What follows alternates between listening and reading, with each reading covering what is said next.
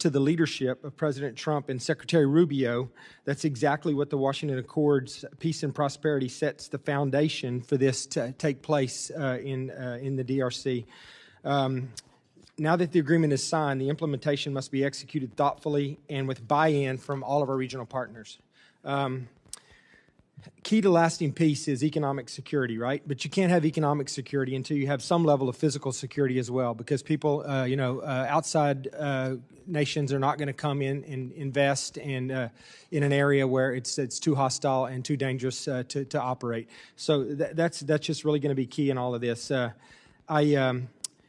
A plan that I've discussed with multiple heads of state in the area, including Rwanda and DRC, is that the region could create an economic framework where neighboring countries would manage separate segments of the critical mineral supply chain coming from the eastern DRC.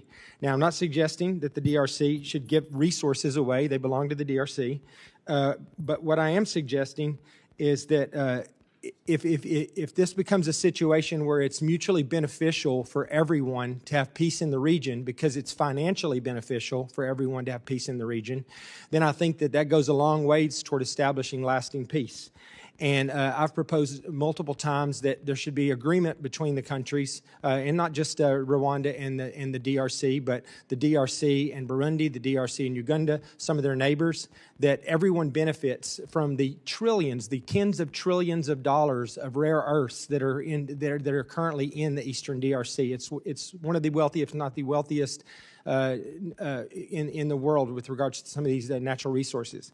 So, if these could be mined, in the DRC and then refined or processed in the neighboring countries, everyone would have a vested interest in making sure that peace is maintained in the area.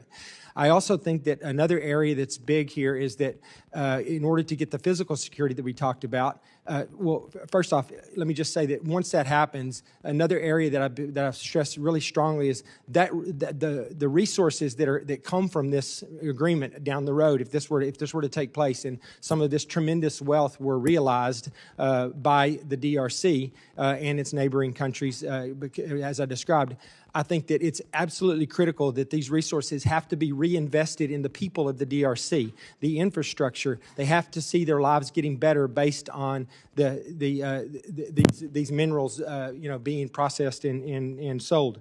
I also think that it's going to be really key. We talked about the atrocities, and yes, there's been atrocities on both sides. I've read the intel. M23, Wazalando.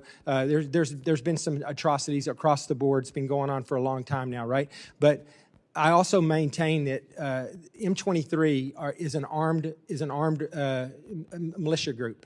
I don't think they're going to put their weapons down and start farming the next day. I think that there has to be a concerted effort by the DRC to take the Congolese members of the M23 and incorporate them into the broader security platform for the country. Whether that's enabling them to be part of the military in some way, I'm not sure, but I do think that you have to have a plan for that as well.